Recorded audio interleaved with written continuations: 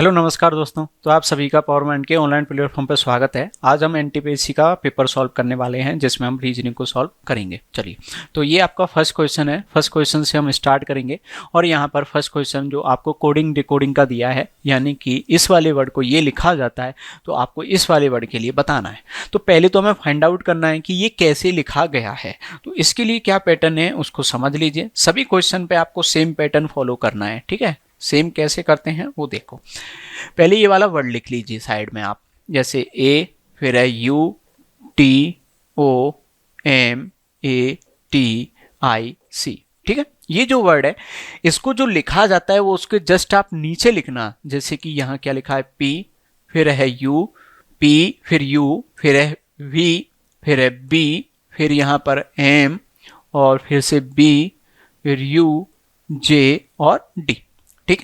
इसके बाद में आपको क्या करना है, इनके नंबरिंग लिखने हैं। आपको इसके क्या करने हैं, नंबरिंग लिखने हैं। नंबरिंग लिख देते हैं 1, यहाँ पे 21, यहाँ पे 20 और ये है 15, यहाँ पर है 13, यहाँ 1, यहाँ है 20 और ये 9 है और ये 3।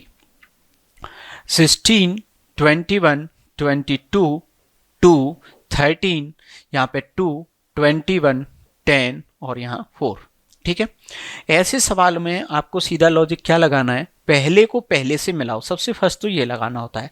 ए को 16 लिख दिया, एक नंबर को 16, 15 ऐड किए, लेकिन यहां कोई ऐड नहीं है, इसका मतलब ये लॉजिक फेल है। जब भी इस तरीके का लॉजिक फेल हो जाए तो उसमें एक ही लॉजिक वर्क करेगा और वो क्या है, +1 -1। सबसे पहले बस ये लगाना है, लेकिन क्रॉस में होगा। अब क्रॉस में हमें क्या करना है, सर्च करना है। तो देखिए एक्चुअल में इसमें अल्फाबेट भी आप काउंट कर सकते हो, कितने दिख रहे हैं आपको, 9। तो 9 में डिवाइड कर लो, 4 आगे के 4 पीछे और एक बीच में ऐसे रहेगा। तो बीच का तो देखो सेम टू सेम रखा है। अब +1 -1 को सर्च करना, जैसे कि यहाँ 1 है तो किससे कनेक्ट होगा, +1 पे देखो तो 2, 21 है किससे गया, 22, 20 है 21 से, 15 है 16 से गया +1 की नहीं।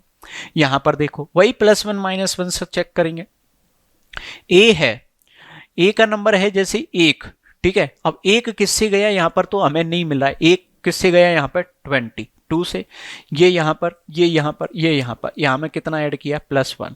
यानी कि स्टार्टिंग के 4 को क्रॉस कर दिया और यहाँ पर लास्ट के में सीधा सीधा +1 और यहाँ पर लास्ट में क्या है, 0। अब जिस वर्ड के लिए पूछा गया है उसके लिए भी आपको सेम पैटर्न फॉलो करना है। तो जैसे आपको दिया है BUILDINGS, क्या पैटर्न फॉलो करना है, लास्ट वाले में एक ऐड करोगे। देखो लास्ट के 4 में एक एक एक एक ऐड कर दीजिए। एस के बाद में क्या आएगा, टी, जी के बाद में क्या आएगा, एच, एन के बाद में ओ और जे के बाद में आई के बाद में जे। तो ये जो आंसर ऐसा हो जिसके लास्ट में JOHT आ रहा है वही सही है। तो ये तो गलत है, ये भी गलत है, ऊपर के 2 में से करना है। ये सीधा सीधा रहेगा कि नहीं रहेगा, डी, तो ये डी भी रहना चाहिए। तो देखो यहाँ भी डी है और यहाँ तक भी डी है। अब आगे का पार्ट, ये अक्षर सबसे पहले जाएगा कि नहीं जाएगा, इसमें देखो ये इधर जा रहा है ना, तो यहाँ पर क्या किया है, +1। तो एल से यहाँ क्या स्टार्ट होगा, एम, और यहाँ की बात करें जे, यहाँ पर वी और यहाँ पर कौन सा है, सी। और इस तरीके का जो ऑप्शन है वो है ऑप्शन नंबर ए। सवाल का आंसर बनता है ऑप्शन नंबर ए। क्लियर। चलिए अगले सवाल की तरफ बढ़ते हैं। आपको ये बताना है कि इसमें जो रिलेशन है वो इसमें किससे है। तो देखो एफ का नंबर होता है 6 और ये 6 का क्या है, क्यू। तो 6 का जो क्यू है वो कितना होता है, 216। तो एल के नंबर की बात करें तो एल का है 12, एल का 12 है और इसका हम क्यू करेंगे तो वो कितना होता है, 1728। तो इस सवाल का जो आंसर बना ऑप्शन नंबर सी, ठीक। चलिए अगले क्वेश्चन की तरफ में बढ़ते हैं।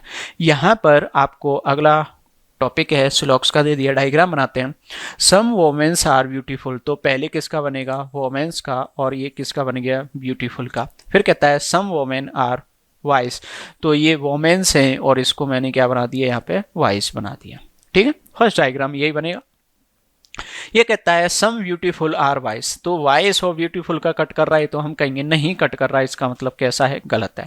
दूसरे में कह रहा है some beautiful are women, some beautiful, तो देखो सम ब्यूटीफुल है और ये वोमेन्स हैं, बिल्कुल है, ये कट कर रहा है, यानी कि कौन सा वाला सही है, सेकंड सही है, फर्स्ट वाला कैसा है, गलत है। ये हुआ सवाल का आंसर। अगले क्वेश्चन की तरफ में आगे बढ़ते हैं। अगला क्वेश्चन क्या कहता है, आपको कहता है 264 स्टार 2, ये कितना आया 6। आपको कहता है 8 7 0 स्टार ये 3, ये कितना बनना चाहिए 11। तो देखते हैं कैसे बनेगा। ठीक है, अब देखो इतने बड़े नंबर को ये कैसे बनाया गया। तो हमने क्या पैटर्न फॉलो किया, एक बार इनको ऐड किया, तो इनको ऐड किया तो ये बनते हैं 12, 12 को 2 से डिवाइड किया, डिवाइड करते हैं 12 को तो 6 बना, इसमें ऐड करते हैं तो ये तो बनता है 15, 15 को 3 से, तो ये तो नहीं बन रहा है, यानी कि ये पैटर्न तो हमारा फेल हो गया। और ये पैटर्न जब फेल हो जाए तो हम दूसरा देखेंगे। तो देखो दूसरे में हमें क्या करना है, पहले हमने इनको क्या किया था, ऐड किया था, इस बार ऐड नहीं करते हैं, डायरेक्टली 2 से क्या कर लेते हैं, डिवाइड कर लेते हैं। अब 2 से डिवाइड किया तो 1, और यहाँ कितना बना 3, और ये बना 2। अब इनको एक बार ऐड करना, तो इनको मैंने जैसे ही ऐड किया तो कितना बनता है 6। अब इसमें 870 है, इसको कितने से डिवाइड किया जाएगा 3 से, तो आप यहाँ पे 3 से डिवाइड करोगे तो कितना, ये तो 2, यहाँ बचा तो 90। ठीक है, अब इनको अगर ऐड करते हैं इनके नंबरिंग को तो वो कितने आते हैं 11। इसका मतलब आपको ये वाला बताना है, तो 735 आप पहले इसको कितने से डिवाइड करोगे 5 से, और जो भी आंसर बनेगा उनको ऐड कर दोगे। तो ये तो कितना 1, और ये 4, और यहाँ पे 7, आप इनको ऐड कर दोगे, ऐड करोगे तो आंसर बनता है 12। ऑप्शन नंबर कौन सा, सी। समझ में आ गया। चलिए अगले क्वेश्चन की तरफ में आगे बढ़ते हैं। देखो 4 व्यक्तियों का कंपैरिजन की बात कर रहा है, कहता है 4 व्यक्तियों में बी सी से ऊंचा है। तो देखो ऊंचा है उसको ऊपर लिख दो, अब जस्ट ऊंचा है ऐसा तो नहीं लिखा है, लेकिन बी कैसा है, सी से ऊंचा है, लिख दिया। ए डी से ऊंचा है, अब यहां तो नहीं पता ना, तो मैं अलग से लिख देता हूं, ए किससे ऊंचा है, डी से, किंतु सी जितना ऊंचा नहीं है। देखो ए जो है वो डी से तो ऊंचा है, लेकिन उतना ऊंचा नहीं है जितना कि सी है, यानी कि सी और भी ज्यादा ऊंचा है। किससे ऊंचा है फिर, डी से, और ए किससे भी ज्यादा ऊंचा है, ये तो इसी लाइन में अरेंज हो जाएंगे कि नहीं हो जाएंगे, ये हो गए, यानी कि सी से छोटे हो गए, ये हो गया। उनमें से सबसे ऊंचा कौन है, तो सबसे ऊंचा कौन है, बी है, सवाल खत्म हो गया। ठीक है, अगले सवाल की तरफ में बढ़ते हैं। आपको ये बताना है कि इनमें से सबसे अलग कौन सा है, नंबरिंग की बात करते हैं, सबसे अलग कौन सा है।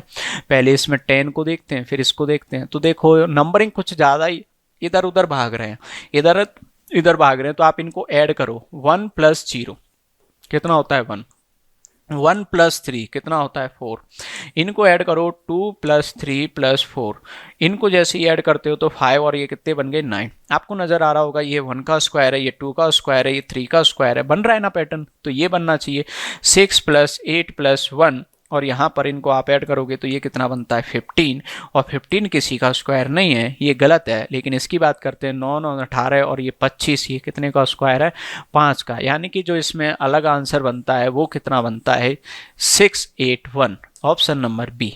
क्लियर। चलिए अगले क्वेश्चन की तरफ में आगे बढ़ेंगे।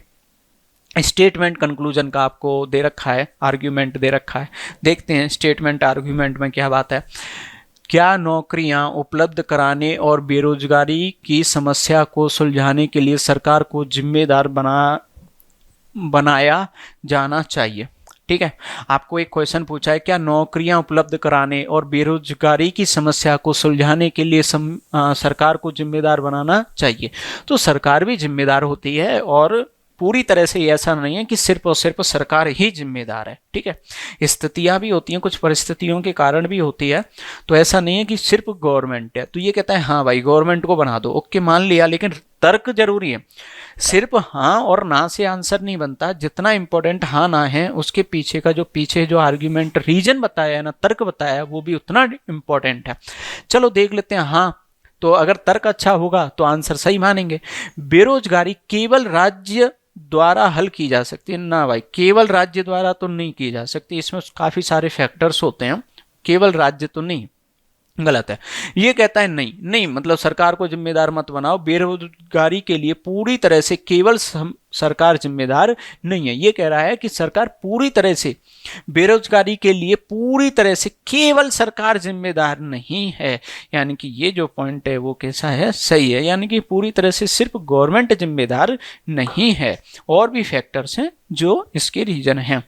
अगले क्वेश्चन की तरफ में बढ़ते हैं। स्टेटमेंट दिया है, अगली बार जब आप ट्रेन से यात्रा करते समय अपना सामान खो देते हैं या दुर्घटना के शिकार होते हैं तो आपको बहुत अधिक भाग दौड़ करने की आवश्यकता नहीं है, और जिस चेक के लिए आपको बरसों इंतजार करना होता था अब वो आपके घर बैठे मिल जाएगा। दी गई जानकारी से निम्न में से कौन सा अनुमान लगाया जा सकता है। चलो अनुमान हमें लगाना है, देखते हैं कौन सा अनुमान लगा सकते हैं।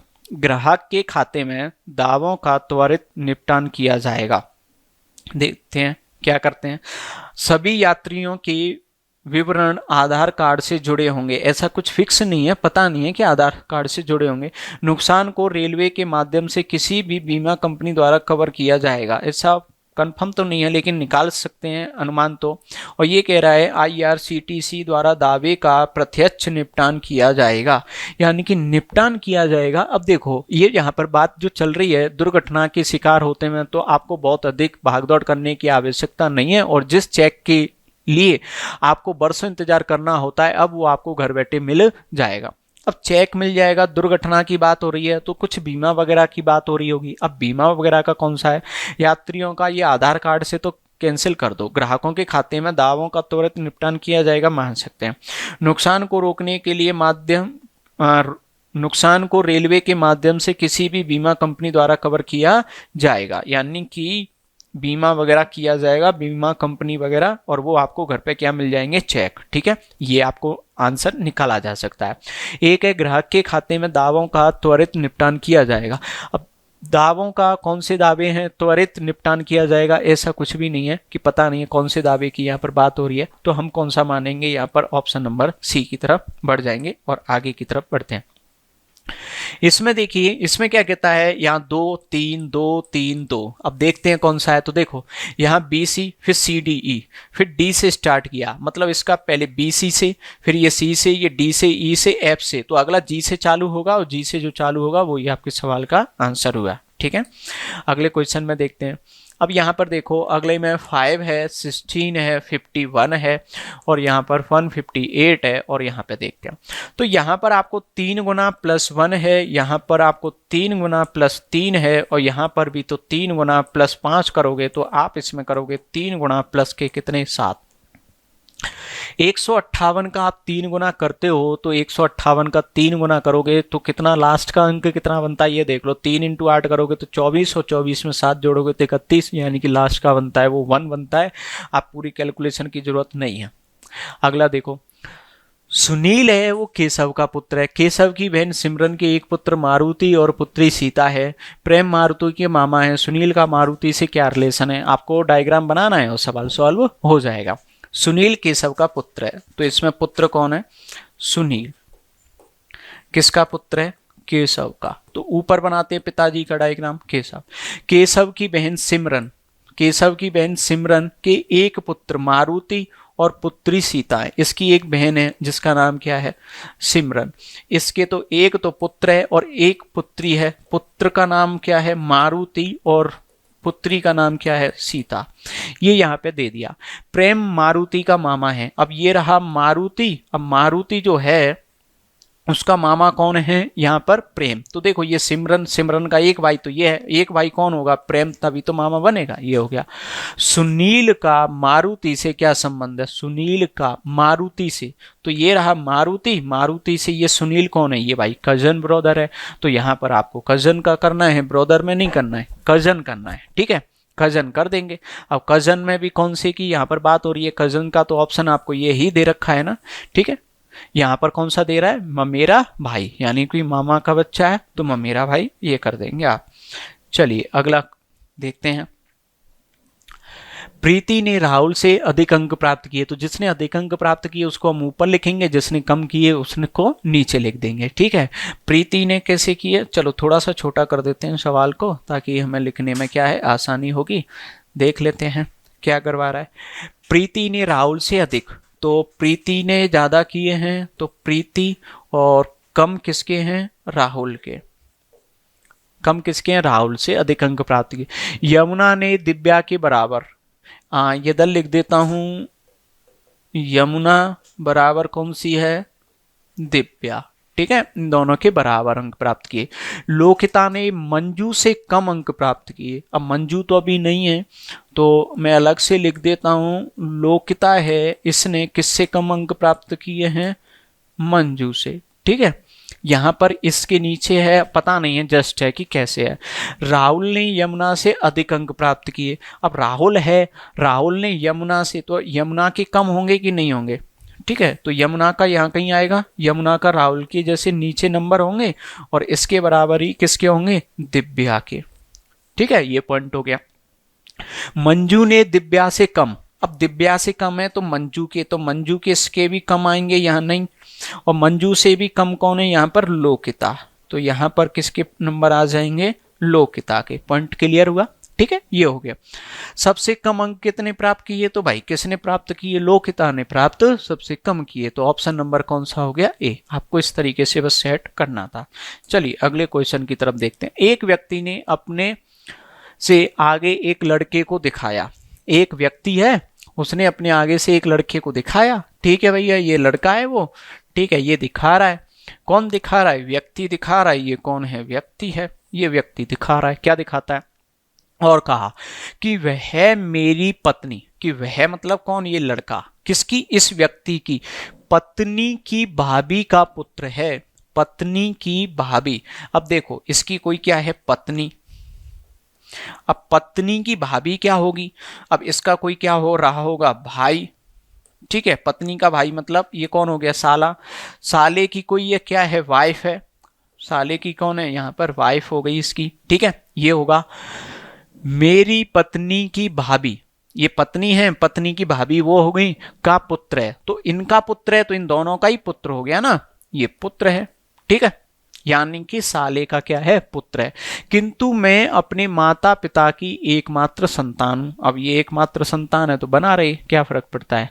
मेरे पुत्र का उससे क्या संबंध होगा, मतलब इसका कोई पुत्र है, उसका और इसका क्या संबंध होगा, तो ये क्या है, सेम जनरेशन आ रहे हैं तो कजन लगा दीजिए। चाचा तो नहीं है, भतीजा भी नहीं है, चचेरा भाई आप ये कर दीजिए, और ये ब्रदर तो नहीं, आपको कौन सा करना पड़ेगा, कजन करना पड़ेगा। ठीक है, तो आंसर क्या बनता है, यहाँ पे कजन बनता है।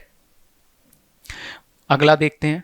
प्रश्न में दिए गए विकल्पों को आपको चुनना है कि कौन सा वर्ड है जो नहीं बनाया जा सकता। तो देख लेते हैं कौन सा वर्ड है। तो जैसे मैं इसकी बात करता हूँ, GREAT, तो इसमें G है, R है, E है, A है, T है, मतलब ये तो बन जाएगा, तो ये हमारा आंसर नहीं है।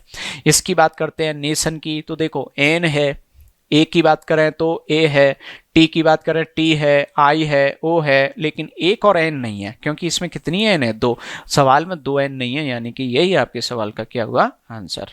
ठीक है, अगले सवाल में देखते हैं, हमें ये सॉल्व करना है। अब ये कह रहा है कौन सा है जिसको समीकरण को बदल दिया जाए, नंबरों को बदलना है, कि 3 को 9 से बदल दूं या 9 को किससे बदल दूं, और इधर चेंज करने पर कितना आना चाहिए, 38। अब पॉइंट को देखो, क्या 20 में आप 3 का डिवाइड कर सकते हो, नहीं ना, मतलब इनमें से कोई ना कोई एक नंबर तो चेंज होगा ही होगा। अब देखो सब ऑप्शनों में 20 तो देखो किसी में दिया नहीं है, तो 3 ही चेंज होगा, और 3 चेंज किससे होगा, उस नंबर से चेंज होगा जिससे हम 20 को डिवाइड कर सकते हैं। ये नहीं कर सकते, ये नहीं कर सकते, ये नहीं कर सकते, बट से ये हो सकता है क्योंकि मल्टीप्लाई में कितना दिया है ये। तो एक दो ऑप्शन हमारे पास बनते हैं, तो मैं पहले तो इस वाले को ट्राई कर लेता हूं। तो देखो 8 × 20 डिवाइड कितना कर देता हूँ, 5 + 9 - 3, चेंज कर दिए, चेक कर लेते हैं। भाग देंगे कितना, 4 × 8 कितने हो गए, 32 + 9 - 3, माइनस करो तो ये 6 प्लस कितना 32, और ये कितना आ गया 38। समझ में आया कैसे ऑप्शन आपको चूज करने होते हैं। तो ऑप्शन नंबर कौन सा सही है इसमें, ए। ठीक है, चलिए अगले क्वेश्चन की तरफ में बढ़ते हैं। फिर से वही स्टेटमेंट है और कार्रवाई है, एक्शन। स्कूल के कुछ छात्र स्कूल के समय में मूवी थिएटर में और नज़दीक के गेमिंग क्लब में पकड़े गए। अब देखो स्कूल के कुछ छात्र स्कूल के टाइम पे अगर मूवी देखने जा रहे हैं, गेमिंग के लिए जा रहे हैं, तो कार्रवाई तो करना पड़ेगा। अब क्या कार्रवाई करते हैं देखते हैं। प्रधानाचार्य या संबंधित अध्यापक को अभिभावकों को सूचित करके उन्हें बच्चों के बारे में सलाह देनी चाहिए। एक तो ये है। दूसरा क्या है, छात्रों को चेतावनी दी जानी चाहिए और साथ ही हल्की सजा भी मिलनी चाहिए जिससे कि अन्य छात्र भी जागरूक हो सकें। ये पॉइंट अच्छा है। छात्रों को क्या दी जानी चाहिए, एक तो चेतावनी दे दो, और एक क्या नॉर्मल सजा भी देनी चाहिए ताकि वो आगे भविष्य में ऐसा काम ना करें। घर पे सूचित करने का तो क्या मतलब है, टीचरों को खुद को भी तो हैंडल करना चाहिए ना बच्चों को, घर पे नहीं बताना है। ठीक है, आगे देखते हैं। अब आपको यहाँ पर जैसे कि दे दिया, ए को ये बोला है, इसको ये बोला है, ए का कितना होता है 1, इसको 2 कर दिया, इसका 2 होता है, डबल कर दिया। अब उसको भी हमें क्या करना है, डबल ही तो करना है, ठीक है। उनके वर्गों का कुल कूटबद्ध करने पर उसके क्या लिखा है, वर्गों का कुल मान क्या होगा। चलो तो एल का देखते हैं, एल ए डी वाई, पहले तो इसका आप टोटल कर लो फिर डबल कर देंगे, क्योंकि डबल है तो 12 है, 1 है, 4 है और ये 25 है। ये तो कितने हो गए यहाँ पे 30 और ये हो गए 42, इंटू डबल कर दो तो आंसर कितना बनता है 84। डबल क्यों किया वो तो आप समझ गए, ए का नंबर कितना दिया था 1 था, लेकिन वहां लिख दिया 2, तो डबल कर दिया, तो हमने भी डबल कर दिया, ठीक है।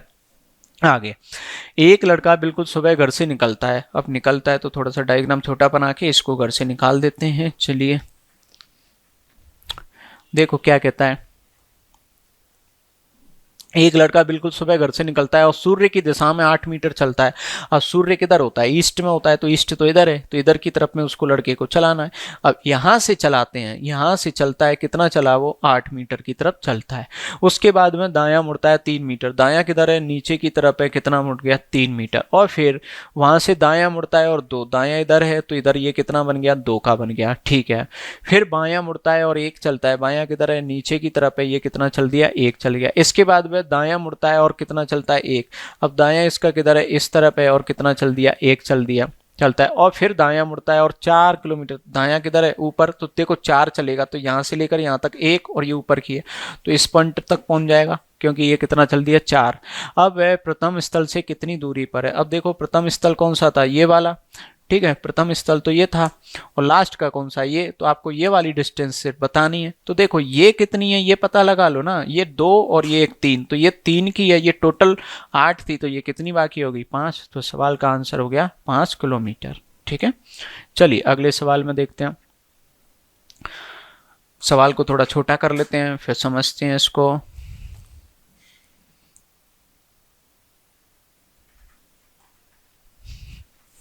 देखिए, राज एक वर्गाकार क्षेत्र के मध्य में खड़ा है। एक वर्गाकार क्या है, क्षेत्र है, उसमें खड़ा है। वर्गाकार मतलब जिसकी सभी सरफेस के सीम बराबर हैं, भुजा के सीम बराबर हैं, खड़ा है। वह उत्तर पूर्व को तिरछा चलना शुरू किया, ठीक है। तो पहले मैं एक यहाँ पर वर्ग बना लेता हूँ, ये रहा, यहाँ पर है। अब यहाँ से डायरेक्शन की बात करूँ तो ऊपर कौन सी डायरेक्शन की, ऊपर कौन सा है, यहाँ पे नॉर्थ है, यहाँ पे साउथ है, ये ईस्ट है, और ये कौन सा है वेस्ट है। उत्तर पूरब की ओर चलता है, उत्तर पूरब कौन सा, यहाँ से चलेगा तो उत्तर पूरब इधर ही है, उत्तर पूरब चलना शुरू करता है। उसके बाद वह दायां मुड़ता है और क्षेत्र के अंतिम कोने पर पहुंचता है, ठीक है। देखिए इसमें क्या करता है, एक राज एक वर्गाकार क्षेत्र के मध्य में खड़ा है, वह उत्तर पूरब की ओर तिरछा चलना शुरू करता है। उसके बाद में वह दायां मुड़ता है और क्षेत्र के अंतिम छोर पर पहुंच जाता है, और क्षेत्र के कहाँ पर पहुंच जाता है, बिल्कुल लास्ट में, ठीक है, पहुंच जाता है। उसके बाद वह दायां मुड़ना शुरू करता है, दायां मुड़कर चलना शुरू करता है। मध्य रास्ते में वह फिर दायां मुड़ना शुरू कर देता है। आधे रास्ते में वह अपने बाईं ओर मुड़ जाता है और नए छोर पर पहुंच जाता है। इस समय राज किस दिशा में है, राज किस दिशा में है, ठीक है। एक्चुअल में इसमें पूछना चाहिए कि जो राज का जो फेस है वो किस डायरेक्शन में है। चलिए लेकिन हम फिर भी बात सवाल के अकॉर्डिंग ही बात करते हैं। Raj stand in the middle of the square area, he started walking diagonally to the north east, ठीक है। 10 he turn right and reaches the end of the field. देखो पॉइंट ये है कि ये यहां से स्टार्ट हुआ, इस तरीके से जाता है, कहां तक जाता है ये नहीं पता, ठीक है। फिर इसमें बोला है कि ये राइट में टर्न करता है, तो राइट में इसके टर्न की बात करें तो राइट अगर टर्न करते हैं तो ये 45 पे नहीं है, 90 डिग्री का इधर होता है। तो या तो ये आउट निकल रहा है, और ये आउट नहीं निकलता है तो आप अगर इसको ये माने तो इस साइड में मानोगे तो ये एंड में नहीं पहुंच रहा है। यानी कि क्वेश्चन में इसमें टाइपिंग का क्या है, थोड़ा सा एरर है, तो इसको हम स्किप मारेंगे और अगले क्वेश्चन पर बढ़ेंगे। चलिए अगला क्वेश्चन देखिए, यहाँ पर स्टेटमेंट और कंक्लूजन का क्वेश्चन है। तो स्टेटमेंट देखते हैं, बीमार लोगों को दवा की जरूरत होती है। बिल्कुल करेक्ट लाइन आपको दे रखी है स्टेटमेंट में कि बीमार लोगों को दवा की जरूरत होती है। तो क्या कहता है, निष्कर्ष क्या निकलते हैं, स्वस्थ लोगों को दवा की जरूरत नहीं होती है। तो देखो यहाँ पर सवाल में जो बात हो रही है वो किसकी हो रही है, बीमार लोगों की। तो स्वस्थ लोगों के बारे में अभी हम कुछ नहीं कहेंगे, छोड़ देंगे। लोग अपने घरों में दवा रखते हैं अब इसका कुछ भी नहीं कह सकते कि दवा रखते हैं या नहीं रखते हैं, क्योंकि वो पता नहीं है। यहाँ पर लोगों की बात हो रही है। अब लोग, अगर ऐसा होता कि बीमार लोग रखते हैं तो वो सही होती, यानी कि ये गलत है। यहाँ स्वस्थ लोगों की बात हो रही है तो यहाँ भी नहीं कह सकते। ठीक है, अब निष्कर्ष की बात करते हैं। तो निष्कर्ष में हम बोलेंगे ना तो फर्स्ट सही है ना ही सेकंड सही है, तो ऑप्शन नंबर कौन सा सही हो जाएगा? बी। चलिए अगले में बात करते हैं। अगले में आपको बात हो रही है पृथ्वी की, समुद्र की और सूर्य की। तो देखो समुद्र है वो कहाँ पर है? पृथ्वी पर है। तो समुद्र किसके अंदर गया? पृथ्वी के। लेकिन सूर्य कैसे अलग है? तो ये तो यहाँ डायग्राम हो गया सन, लेकिन जितना भी समुद्र है वो तो पृथ्वी पर ही है, तो वो ऑप्शन नंबर कौन सा हो जाएगा? बी। चलिए अगले क्वेश्चन में देखेंगे स्टेटमेंट, और फिर से वही कार्रवाई आपको दे दी। स्टेटमेंट में क्या है? कंपनी के मैनेजिंग डायरेक्टर को एक शिकायत मिली है। कंपनी है उसके की डायरेक्टर को मिली है कि एक वरिष्ठ प्रबंधक व्यवसाय में फायदा देने के लिए रिश्वत ले रहा है, यानी कि वो क्या कर रहा है? रिश्वत ले रहा है। तो अब क्या होगी? कार्रवाई होगी। मैनेजिंग डायरेक्टर को और इंतजार करना चाहिए जब तक कि ऐसी कुछ शिकायत और ना आए। तो ये तो गलत है ना, ऐसे तो कार्रवाई तो चलेगी कैसे? कंपनी फेल हो जाएगी। अगले में बढ़ेंगे। तुरंत जांच शुरू करना चाहिए और उस व्यक्ति को साक्ष्य के साथ पकड़ने की कोशिश करनी चाहिए और कड़े उपाय करने चाहिए, यानी कि ये वाला केस है बिल्कुल सही है। तुरंत के तुरंत ही एक्शन लेना चाहिए, बल्कि सबूत के साथ में पकड़ना है। ठीक है, चलिए अगले वाले क्वेश्चन की तरफ में देखते हैं अगले क्वेश्चन में आपको किस किस का पूछा है। दिए गए आरेख में व्रत पेशावरों को दर्शाता है, वर्ग नर्तकों को दर्शाता है, ये आपको सारा दे रखा है। ठीक है, अब आपको पूछा किसका है उसकी बात यहाँ पर कर लेते हैं। निम्न में से कौन ना तो नर्तक है? तो पहले तो डायग्राम में बना देते हैं कि कौन किसको शो कर रहा है। तो व्रत है पेशावरों को, तो व्रत का यहाँ पर लिख देते हैं। तो यहाँ पर है पेशावर। ठीक है, वर्ग है नर्तकों को, तो यहाँ पर ये वर्ग दिया है, तो ये किसको है? नर्तक है ना। इसके बाद में त्रिभुज है संगीतकार को, तो ये है संगीतकार। ये जो है ये किसके लिए है? संगीतकार के लिए है। ठीक है, और आयत है यूरोपियन को शो करता है, तो ये किसको है? यूरोपियन को। पॉइंट समझ में आ गया। अब सवाल को कैसे हल करते हैं उस वाली चीज को समझते हैं। देखो किस किस के बारे में पूछा है। निम्नलिखित में से कौन ना तो नर्तक, नर्तक नहीं है तो नर्तक का तो डायग्राम को आप बंद कर दो, ये तो गया, इसमें से नहीं लेना है बिल्कुल भी। ठीक है, और ना ही संगीतकार, तो संगीतकार का भी गया। तो संगीतकार का कौन सा है? ये ट्रेंगल है, तो ये ट्रेंगल पूरा ही गायब हो गया, इनमें से नहीं लेना है। इनसे आउट जो बच गया उसमें बात करेंगे। एक तो 11 एक 10 है। किंतु पेशावर है, किंतु कौन सा होना चाहिए? पेशावर तो है, यूरोपियन नहीं है। यूरोपियन नहीं है मतलब ये भी नहीं है, लेकिन पेशावर है, तो यही है ना। तो कितना आंसर बना इस सवाल का? इसका सवाल का आंसर बना कितना? 10। क्लियर। चलिए अगले सवाल की ओर बढ़ते हैं आगे। कौन सी आकृति रूप को पूरा करेगी? इसकी आकृति आपको बनानी है कि कौन सी है जो इसको कंप्लीट कर दे। तो देखो सबसे पहले तो इस तरीके की लाइन बनेगी, एक लाइन ये बनेगी, बन जाएगी। ठीक है, तो 2 लाइन तो आपको ये बनानी ही बनानी है। अब इस तरीके से आगे कौन सी लाइनें हैं वो देखनी है। एक क्रॉस इस तरीके से भी जाएगा। ठीक है, तो ये लाइन तो आपको बननी है। अब ये लाइन बनने के बाद में अब देखो यहाँ पर केवल एक है, यहाँ भी केवल कितनी है? एक है, तो यहाँ भी तो केवल एक ही बनेगी, इस तरीके वाला है ना, इस तरीके का ही तो बनेगा। तो देख लीजिए ऐसी आकृति कौन से वाले डायग्राम में आपको दे रखी है। तो यहाँ पर ये दे रखी है, यहाँ तो ये दोनों हैं, तो ये तो गलत है। यहाँ भी दोनों गलत हैं, यहाँ भी दे रखा है एक, एक यहाँ भी दे रखा है। अब ये वाला आएगा या ये वाला आएगा, तो देखो इसमें तो ऊपर इधर की तरफ है तो गलत है, लेकिन इसमें देखा जाए तो यहाँ भी ये और ये आकृतियाँ घुमाने के बाद में अगर इसको ऐसे घुमाया जाए तो सेम ये बनता है। तो ऑप्शन नंबर कौन सा बन गया? बी। क्लियर। चलिए देखते हैं, यहाँ पर पेपर फोल्डिंग की और कटिंग की बात आ रही है। तो चलिए पेपर को देखो फोल्ड किया गया, तो यहाँ पर 1 और यहाँ पर 2, ये हिस्सा हो गई, यानी कि टोटल लेयर कितनी बन गई? 3। यहाँ से फिर से कन्वर्ट कर दिया तो कितनी लेयर हो गई? 6, और 6 को फिर से ऐसे कर दिया तो कितनी लेयर हो गई? 12, और 12 के बाद में एक ये क्या बना दिया? सर्कल। और सर्कल बना दिया, अगर इस सर्कल को खोलेंगे तो टोटल कितने बनने चाहिए? 12। अब 12 बन रहे हैं क्या? देख लेते हैं कौन सा डायग्राम ऐसा है जिसमें बन रहे हैं ये 12 सर्कल। यहाँ पे फिर से पॉइंट को देखो, यहाँ पर कितने कितने यहाँ पर देखो किए गए हैं, एक पेपर फोल्ड कर दिया, एक पेपर फोल्ड कर लिया, ठीक है, ये हो गया। अब इसको कैसे कर दिया, ऊपर की तरफ में कर दिया, ठीक है। अब ऊपर के बाद में ये वाला पॉइंट बना दिया, लेकिन यहाँ पर नीचे कर दिया, तो देखो ये इस तरीके का था, तो इसको ऐसे लेकर आए तो यहाँ पर ये पॉइंट को कट कर रहा है। अब आप इसको खोलोगे तो देखिए आप इसकी इमेज बनाते जाओ। अब जैसे मैं इसको खोलूंगा तो एक जैसे यहाँ पर बनेगा, तो ये इस पॉइंट यहाँ पर है तो पॉइंट यहाँ भी तो आएगा इसमें। अब ये पॉइंट यहाँ पर है तो इसको नीचे की तरफ खोलेंगे तो इसमें कितने पॉइंट हो गए, यहाँ पे 4, ठीक है। अब 4 में से इधर कितने जाने वाले हैं, 2 और 2 इधर जाने वाले हैं, तो टोटल पॉइंट की संख्या कितनी होगी, 8। लेकिन एक लाइनिंग में थोड़ी ना आएंगे, ठीक है, और 2 इधर जाएंगे तो वो ऐसे थोड़ी ना बीच में रहेंगे, 2 इधर, ये भी गलत है। लेकिन यहाँ पर इसकी बात करते हैं तो देखो 2 इधर गए, 2 इधर गए, ऑप्शन नंबर कौन सा, ए, ठीक है। चलिए अगले सवाल में देखो, यदि अर्धगोले की त्रिज्या 18 है, एक अर्धगोला है यहाँ पर,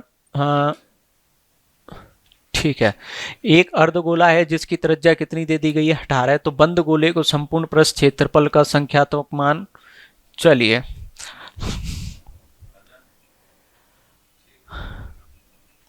यहां पर ये जो क्वेश्चन है, चलो तो ये क्वेश्चन आपको समझ में आ गया। तो ये रहा अपने एनटीपीसी के पेपर का सॉल्यूशन, और अगले पेपर के साथ में मिलेंगे। धन्यवाद।